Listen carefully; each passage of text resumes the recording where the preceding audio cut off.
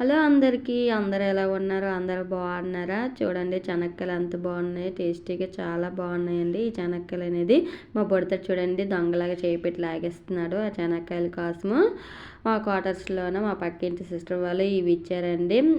తనకేంట ప్రెగ్నెంట్లో ఉందండి, డాక్టర్ని రెస్ట్ తీసుకోమన్నారు. అందుకోసమని వాళ్ళ అత్తయ్య గారు ఊరు నుంచి వచ్చారు.